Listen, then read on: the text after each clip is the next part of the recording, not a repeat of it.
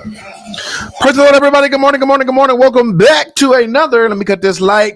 Good morning, Grief Devotion. It's your boy, Pastor Corey Allen Duncan Sr. So happy, so excited to be here with you on today's Legion, a very special way. In today's Good Morning Grief Devotion, this is the daily grief devotion that is strategically designed to help you to navigate through your grief one day at a time. What is grief? I'm so glad you asked. Grief, my brothers and my sisters, it is the natural, normal, necessary response to loss, change, and transition that results in the expressions of feelings and emotions. Grief is what you feel on the inside. Mourning is how you reveal it on the outside. Therefore, we don't suppress it, but we express it.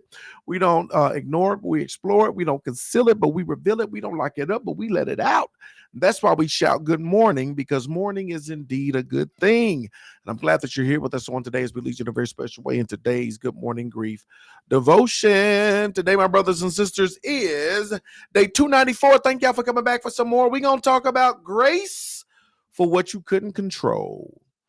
Grace for what you couldn't control. Yesterday, we talked about feeling responsible for the death, how we go through seasons sometimes where we felt like if I would have said something, if I just would have took him to the doctor, if I just would have answered the phone, if I would have just, we feel responsible for the death. Today, I want to follow up with that.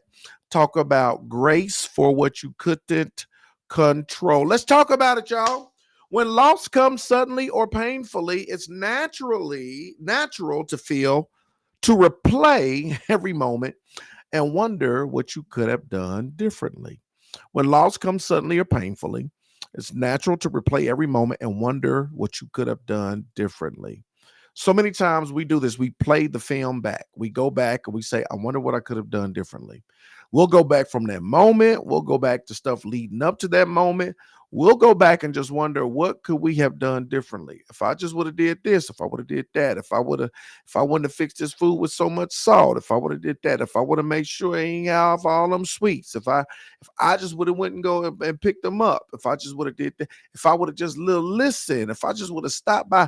We go back and we wonder, what could we have done differently? You may find yourself trying to rewrite the story in your mind, grasping for control over something that was never yours to manage. How many of y'all tried to rewrite the story in your mind? Maybe I shouldn't have took them off the ventilator. Maybe I should have did this too soon, too late. We try to rewrite the story in our mind, right? And we grasp for control over something that was never yours to manage. I want you to get that concept in your mind. We try to grasp for control over something that was never yours to manage in the first place. These are the psychological games we go through, or the psychological calisthenics, or whatever you want to call it, that we go through when it comes to grief. We're grasping for control over something that was never ours to manage in the first place. But grace steps in to remind you, this is your reminder. You are not God. You are not God.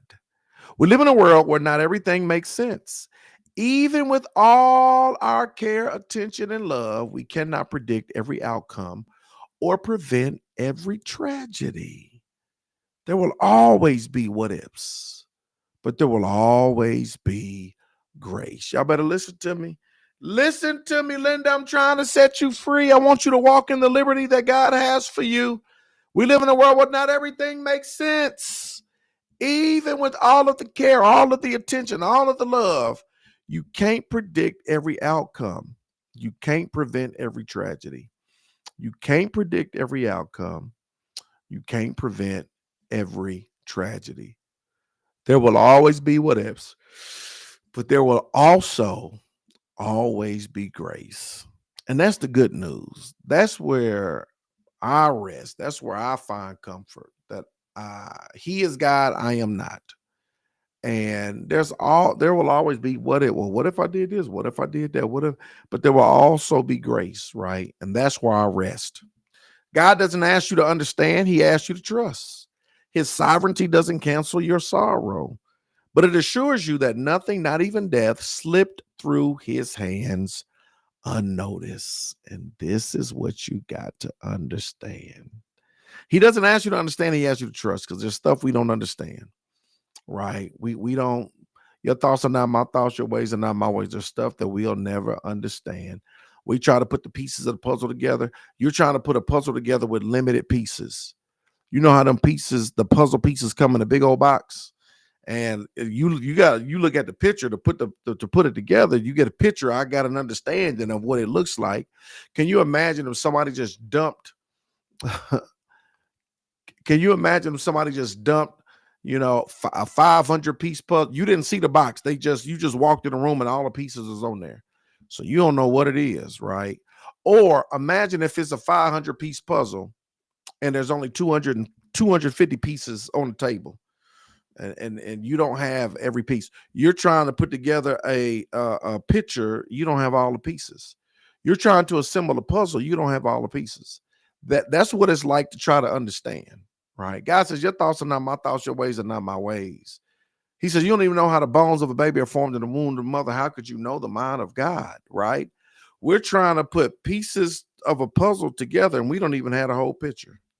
We're trying to put pieces of the puzzle together. You don't even have all the pieces, right? God says, I got the pieces. I got all the pieces. God says, I can see the picture. You can't.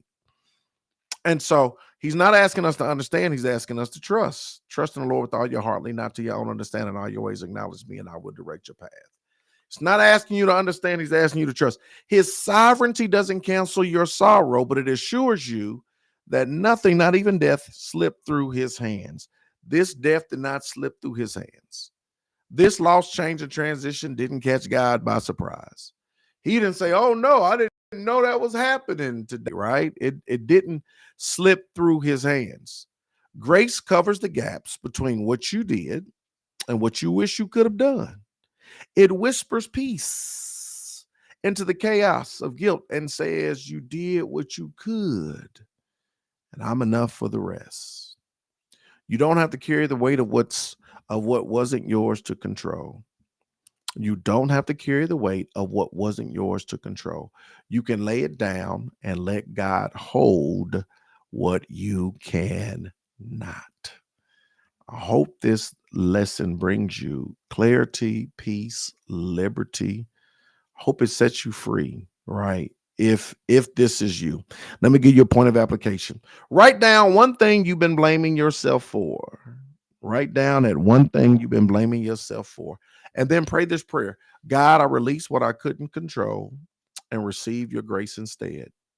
Keep that note somewhere visible as a daily reminder that grace, not guilt, gets the final word. God, I release what I couldn't control and I receive your grace instead.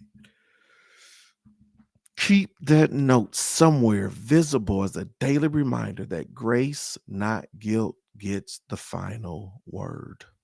Today, my brothers and sisters, is day 294. Thank y'all for coming back for some more.